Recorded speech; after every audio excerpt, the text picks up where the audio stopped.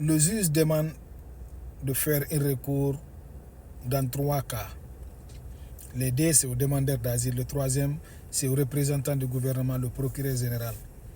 Si par malheur, il arrive qu'on te refuse la demande d'asile, on te donne le removal. Le removal, c'est de quitter le pays. Ils vont te donner là-bas une date précise d'introduire un recours. Donc, si tu ne fais pas, quand la date passe, ce qui veut dire que tu dois quitter le pays automatiquement. Je sais que beaucoup de personnes vont te dire que tu n'as pas de sens. Quand on introduit des recours, c'est minimum de sens. Mais c'est la meilleure solution, c'est la meilleure des cas. Tu ne peux pas vivre ici avec le removal dans ta tête. Au cas si tes documents expirent, tu ne pourras plus les renouveler. Donc quand on te donne removal, il faut introduire appel. Il faut juste savoir pourquoi on a refusé ta demande d'asile. Tu essaies de corriger cette erreur-là. Deuxièmement, c'est quand on te donne le withholding. Le withholding, c'est qu'on ne va pas te donner de documents, on ne va pas accepter ta demande d'asile, mais ils ne vont pas te déporter. Donc le withholding, ça arrive souvent qu'il y a des erreurs, il y a des manquements dans ton histoire, problème de date, ou bien souvent il y a des personnes, c'est à cause du CBP-1 qu'on refuse leur demande. Donc mais si on te donne le withholding, ce qui veut dire que toi tu peux rester ici, vivre ici, quand tes documents expirent, tu pourras les renouveler.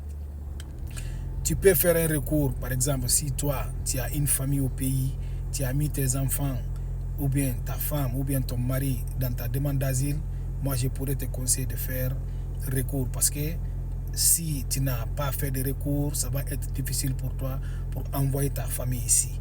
Mais si par exemple il arrive que tu gagnes des documents autrement, là tu pourras les envoyer ici. Mais avec la demande d'asile, tu ne pourras plus envoyer ta famille ici si tu as le withholding. Si tu sais que tu as une famille là-bas, il suffit juste de savoir pourquoi on a refusé ta demande d'asile. Tu introduis le recours là-bas avec plus d'arguments, avec plus de preuves. Dieu va faire qu'ils vont t'aider à envoyer le withholding, t'accorder l'asile.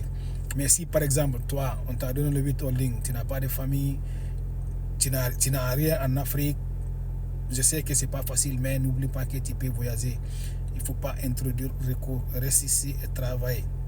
Parce que n'oubliez pas aussi, quand tu introduis le recours là avec le withholding, quand le juge accepte le recours, ils vont enlever le withholding. Donc ils vont plus te donner le withholding parce que tu as constaté le withholding. Donc soit on t'accorde l'asile, soit on te déporte. Donc si tu introduis appel, tu n'as pas de preuves, tu n'as pas beaucoup d'arguments et qu'on a déjà enlevé le withholding, ça va être compliqué pour toi. Donc la meilleure des choses, il faut te concentrer, tu travailles, chercher des documents autrement.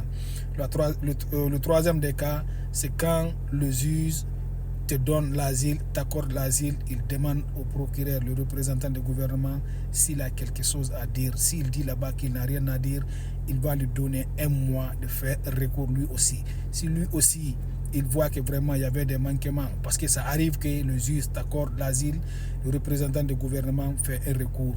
Mais c'est aux juges d'accepter les recours. Souvent, les juges, ils refusent.